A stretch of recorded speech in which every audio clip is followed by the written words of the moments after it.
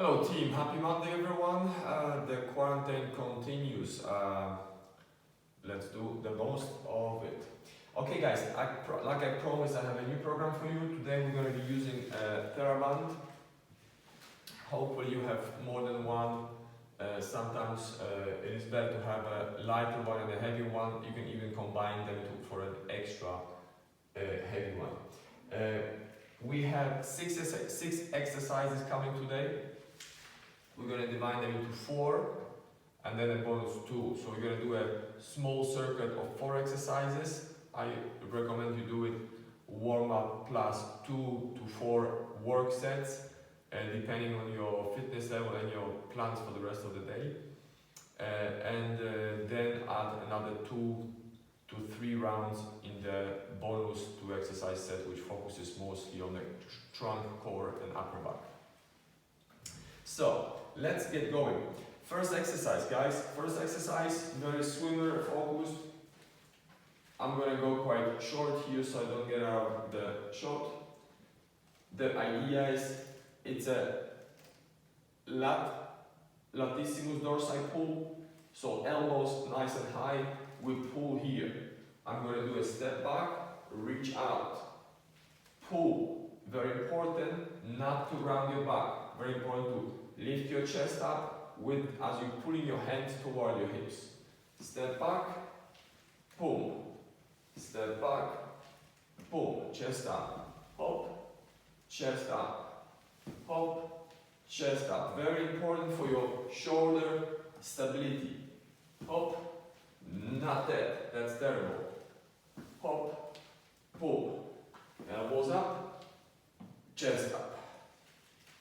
Nice and easy. You want to do about 20 repetitions total. Very enjoyable. Okay, exercise number 2. We're going to do some hopping. You know very well right now, hopefully, if you watched yesterday's live stream, I like lateral or frontal plane movements. You can use your ball. We're going to go with a lateral skip.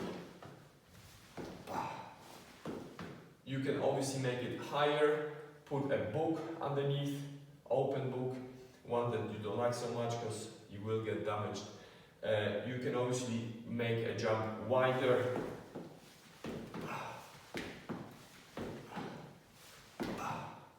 It's your choice, challenge yourself as much as you need to. Always start with a warm-up set, very important. Round exercise number 3. I'm nice to my knees, so I'm going to use a pad. With this exercise with the Theraband, you want to start in a position with the straight arm. See that you are challenged. Here we want to take away the legs a little for the most part. Focus on the trunk and arm connection. So we're going to do a single arm press. Focusing on a nice rotation of the trunk. Boom. And execution with the arm. Boom. Take a breath. See nice controlled recovery. Push. Again, pay attention that your shoulders stay down. If it's too easy, obviously you're gonna go a bit more forward until you find the resistance that is appropriate for you. We will obviously switch to the other side. For this one, again, we want to work around 15.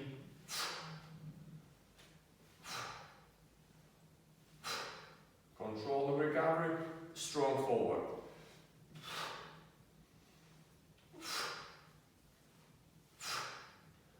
Again, you're combining the trunk, the core muscles, the abdominals, oblique abdominals with your pectorals and a pressing motion, okay? Here again we're going to work around 15 repetitions per side. Up to 20 is absolutely okay.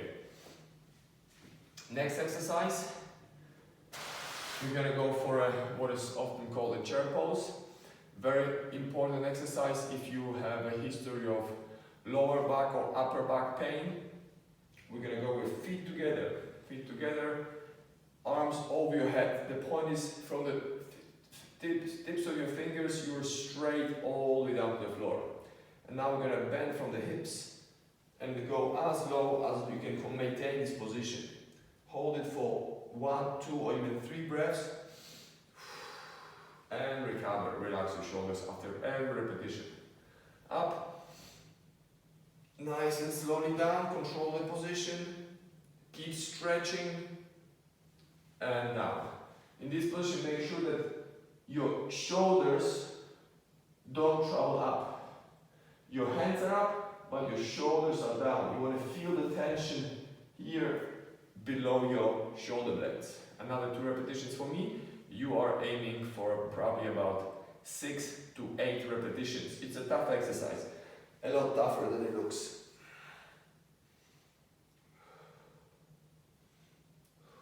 Go only as low in the squat as far you can control your arms and trunk position. Going lower like that, it's not what we're after. Nice and long. And recover. Piece of cake. That will conclude the 4 exercises we talked about. You would now take about a minute, minute and a half break, maybe up to 2 minutes if you need it. Make sure you do it well. Again, this was a warm-up set. Now you would follow that with 2 to 4 work sets when you're working around 80 to 90% of your capacity. Again, focus on quality. Stop the exercise while you still can do it with a good technique. With this kind of exercises, technique is key. Doing more repetitions that are just not right completely confuses the body and will be rather detrimental than helpful. Okay, I'm gonna now move to the next set. 2 bonus exercises. We have done now, let's say, 3 sets of the first circuit. Now we have a superset. We're going to go with an anti-rotation exercise. For that, again, we're going to use a band. I'm going to move away. You see, I keep my hands close. I keep my spine nice and tall. I'm going to move away until I feel challenged.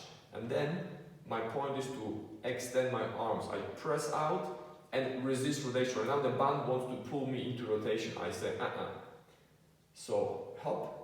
I resist rotation, I push forward, hold it for 3 seconds, and back. If I find it's not challenging enough, obviously I can go a bit further out until I find a position that is challenging enough. I breathe in the easy position with your belly, pull it in, hold it in tight, reach out. You've done 10 repetitions on one side, you can go the other way around again. Belly in, press and hold, 3 seconds. The idea for this exercise is an anti-rotation exercise. So you're training your trunk to resist, to be able to resist rotation when you need to. It's a very good exercise for runners. When you run, your trunk is supposed to be rather straight and your legs are rotating underneath. The tendency is that the trunk starts swinging like crazy. And with this exercise, we're trying to stiffen the trunk. So when you run, your legs work underneath you. The trunk stays relatively stiff. Last but not least, very nice exercise. Again, we're gonna try to strengthen your upper back with this exercise. Very relaxing. And a good shoulder stability exercise as well. It's called the fish. So, as you see, I'm nice and relaxed here. I'm sunken down to the floor. Now I'm gonna breathe in and lift my chest up. So I imagine I have a little bungee with a balloon attached and it's gonna pull me up all the way to the clouds. And breathe in. Hold it for 5 to 10 seconds. Depending on fitness, it might be either very difficult or fairly easy. Lift yourself from the chest as far as you can.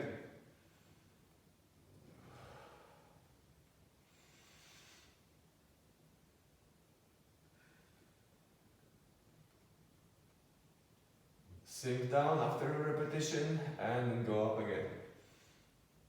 We want a big range of motion in the shoulders, in the chest, We're mobilizing the ribs, the rib cage, and sink down.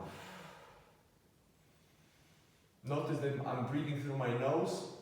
In a position like that, ideally I wouldn't want to be talking. I want my mouth shut, because when I'm talking, I'm destabilizing my neck. So close your mouth, breathe through your nose.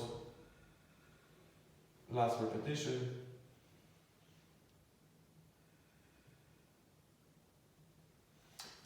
If you keep breathing with your mouth in this exercise, your neck, you're gonna start feeling pain and behind your ears, in your neck. That's a sign that your neck stabilizers are weak and you need to train them more. And if your neck tells you to stop, it will be wise to stop and take a rest and come back to the exercise. If you do that properly, your neck, within 2-3 times you repeat this training, your neck will hurt less and less until it doesn't hurt at all.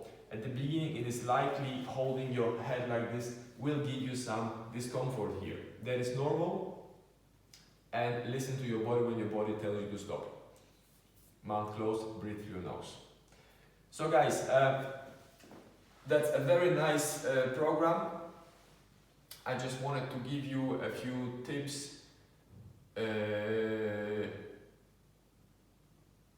Take a break, take it easy. Don't try to kill yourself with this stuff. I imagine you still prefer to go on a bike, go out for a run if the weather is nice. Stay away from people, obviously. Particularly, a typical problem with for people who start with strength training. People tend to do their strength session and then go for a run. That's potentially a recipe for a disaster, especially when you're working your legs and maybe have done some challenging workout, new exercises in the gym that challenge your legs in ways that you haven't challenged them before, and then you go for a run. Particularly the stabilizers of the hip might be tired. If you try to do a quality training after training your legs in the gym, you're likely gonna overtrain your legs and slowly build up an injury. It's a very common problem for runners. In cycling it's a little bit easier because there's no impact, but still you're probably not gonna get the most out of your cycling training if you have done a proper leg workout. This stuff is fairly easy on the legs, this program this week, but it is not easy on the stabilizers of your hips and therefore stabilizers of your knees. Most people think that the knees are hard to stabilize. The knees are very easy to stabilize. The problem is that we don't want to focus on the knees, because what controls the knee position is your hip muscles or your gluteus muscles. So if you tire your glutes in the strength training, you have no chance of getting quality run or a quality bike session after. So do your bike or run in the morning, do your strength training in the afternoon. This way around it's okay, because in the gym you have more control. So when you're doing your strength training, you have a mirror, the movement is slow, you can control, and if you hit the limit, you pause and you rest. There's no danger. If you, however, tire the stabilizer before and then you go and run, which is a very dynamic activity, you cannot control it as well. Things just happen. Maybe you go for an hour run after. There's a lot of repetition that you cannot control, and therefore a lot of potential to damage tissue, which then will get inflamed, lead to pain, swelling, and all kind of problems we don't need this time.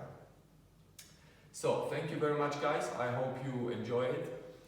Again, we want to do a warm-up plus 2 to 4 rounds on the first 4 exercises. Pause the video if you need to the first time and repeat it. Pause the video, go from the beginning, watch it again.